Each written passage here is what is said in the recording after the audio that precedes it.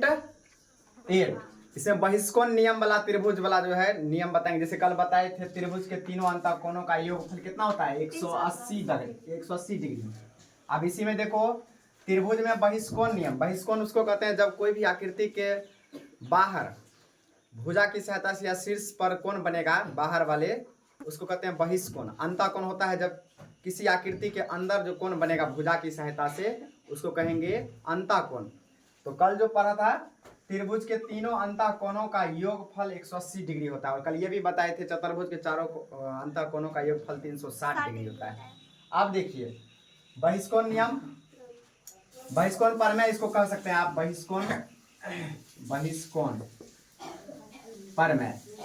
बहिष्कोण परमेय का मतलब होता है बाहर वाले कोण के लिए। देखिए इसमें कहा गया कि यदि किसी त्रिभुज की एक भुजा को बढ़ाई जाए तो उसके बाहर बनने वाले कोण यानी बहिष्कोण तथा शेष अभिमुख अंतःकोणों के योग के बराबर होता है। जैसे ये त्रिभुज अगर हम ले लेते हैं और त्रिभुज का एक भुजा बढ़ा देते हैं, यही भुजा को हम आगे की ओर बढ़ा देते हैं, ठीक, और ये त्रिभुज की ये भुजा जब बढ़ा दिए हैं तो इससे बनने वाला जो कोण है बाहर वाला कोण, देखिए बाहर में यहाँ बना है बहिष्कोण, इसको कहेंगे बहिष्कोण। इस कोण का मान जो है करा है कि शेष अभिमुख अंतःकोणों के योग के बराबर। अभिमुख मतलब उसके सामने वाला जो कोण होता है, देखिए यहाँ से इसके सामने वाला कोण ये रहा और ये रहा, ये दोनों कोणों का योगफल जो है ACD इस कोण के बराबर हो जाएगा, ठीक।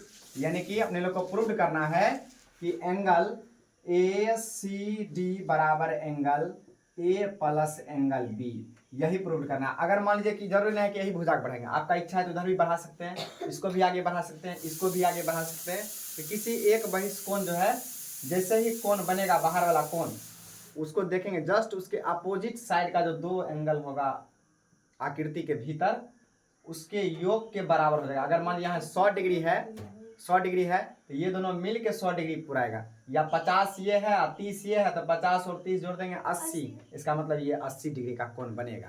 तो अभी हम लोग प्रूव कर रहे हैं कि किस प्रकार जो है ये कोण ये दोनों कोण के योग के बराबर होता है। चलिए पहले आप लोग आकृति बनाइए, उसके बाद पहले थोड़ा भाषा लिखना पड़ेगा। यहाँ देखिए तो आपको साबित करना है ACD बराबर एंगल A प्लस B। पहले देखिए प्रमाण में हम आपको कल बताए थे कि त्रिभुज के तीनों अंतःकोणों का योगफल 180 डिग्री होता है, यानी कि त्रिभुज ABC में त्रिभुज के गुणधर्म नियम से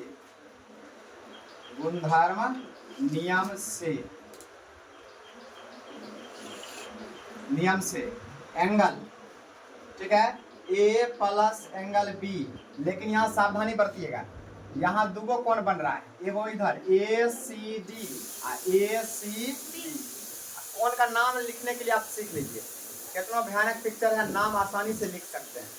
जिस बिंदु पर कोण बनेगा उसको हमेशा बीच में रखिए। जैसे यहाँ कोण बन रहा है, यही कोण बन रहा है ये दोनों, इसको अगर इधर तरफ बन रहा है तो एंगल ACB लिखिए या एंगल BCA। देखिए बीच में कौन है, CN है, इसका मतलब C पर कोण बन रहा है। आप उल्टा भी नाम रख सकते हैं BCA या तो ACB, लेकिन बीच में हमेशा C ही रहेगा, ठीक है।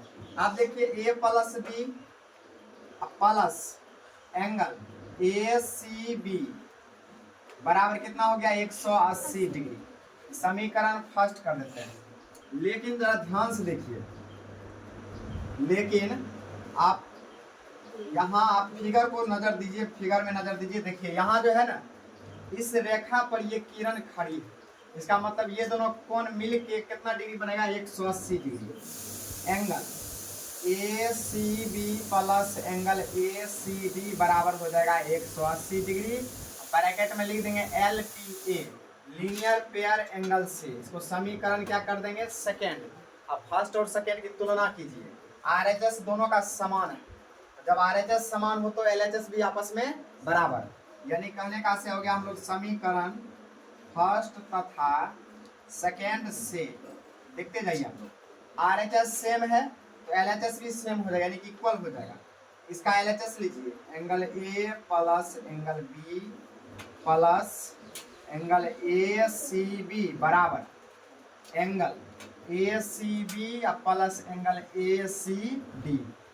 थोड़ा देखिए तो दोनों तरफ LHS और RHS के बराबर में ये दोनों मिल रहा है, यानी ये दोनों कट जाएगा। कटता कैसे है देखिए, अगर उसको हम इधर लाएंगे तो माइनस में आ जाएगा, या इसी को उधर ले जाएंगे तो माइनस में हो जाएगा।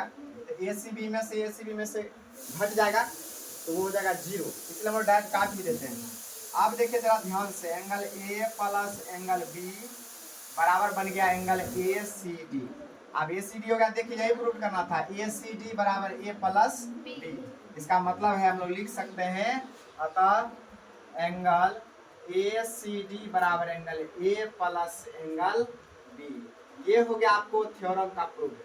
अब इसी पर आपको नंबरिकल एग्जाम में जो पूछेगा, ये जो है ये तो मान लीजिए कि थ्योरम हो गया, ये 5 नंबर का पूछेगा हिसाब, लेकिन जब इस पर नंबरिकल पूछेगा तो ऑब्जेक्टिव में भी रह सकता है, सब्जेक्टिव में भी 2 नंबर पूछेगा। इसका मान दे देगा, इसका मान देगा, इसका कहेगा निकालने के लिए, कभी कभी इसका दे देगा तो इसका मान कहेगा निकालने के लिए। इस पर हम एग्जाम्पल भी अभी देखते हैं, पहले इसको लिख लीजिए आप लोग।